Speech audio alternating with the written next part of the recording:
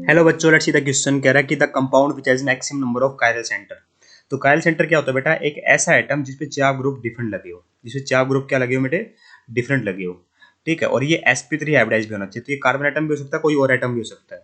अगर मैं बात करूं पहला, यहाँ देखिए पहला कार्बन एटम से, तो इसमें तो तीन हाइड्रोजन सेम हो गए, तो ये तो कायरल कार्बन हो नहीं सकता। पर ये देखिए, इस पे एक क्लोरीन लगा है, एक मिथाइल लगा है, एक CH2 ग्रुप लगा है और एक हाइड्रोजन भी होगा, तो ये कायरल हो गया। इस पे दोनों हाइड्रोजन एटम सेम है, ये कायरल नहीं होगा। ये कायरल होगा। एक OH है, एक मिथाइल है, ये मिथाइल है ना बेटा, और इस पे हाइड्रोजन लगा हुआ है, तो इसका मतलब क्या हुआ? ये दो कायरल सेंटर है इसके अंदर। ये भी कायरल नहीं होगा क्योंकि इसमें दो तीनों हाइड्रोजन एटम सेम हो गए, इसका मतलब दो कायरल सेंटर यहाँ पर है।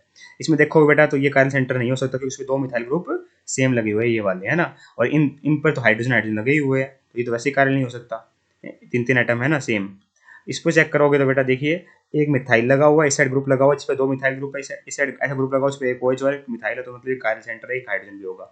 ये भी कायरल सेंटर होगा बेटा क्योंकि एक मिथाइल लगा हुआ है, एक OH लगा हुआ है, एक ऐसा ग्रुप लगा हुआ है जिसपे मिथाइल और आगे ग्रुप है, और एक हाइड्रोजन होगा, तो चार मिल गए ना, दो एटम ऐसे अभी तक।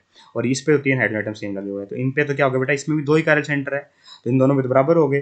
थर्ड ऑप्शन की बात करते हैं, तो यहाँ देखोगे बेटा दो हाइड्रोजन एटम सेम हो गए, दो हाइड्रोजन एटम सेम हो गए। ठीक है, यहाँ देखोगे तो दो हाइड्रोजन एटम सेम हो गए, यहाँ भी दो हाइड्रोजन एटम सेम हो गए, इनको छोड़ दीजिए अब ना। अब और काउंट करते हैं, जैसे OH वाला ग्रुप थी, जिसपे OH लगा वो देखिए कार्बन एटम, इस पे क्या एक OH लगा हुआ है, एक हाइड्रोजन लगा हुआ है, एक ऐसा ग्रुप है जिसपे CH2, एक ऐसा है जिसपे एक हाइड्रोजन होगा, तो ये कायरल सेंटर है बेटा। इसके बाद इसको देखिए, इस पे क्या है, इस साइड भी ग्रुप डिफरेंट है, इस साइड भी ग्रुप डिफरेंट है, ऊपर भी ग्रुप डिफरेंट है, तो ये भी कायरल सेंटर है, एक हाइड्रोजन होगा ना। ठीक है, तो अभी तक दो मिल चुके हैं। इसको देखिए बेटा, ये भी कायरल सेंटर है क्योंकि इस साइड कार्बन पे OH, इस साइड कुछ नहीं है, और OH नीचे अलग ग्रुप है, इसमें चार ग्रुप डिफरेंट लगे हुए हैं।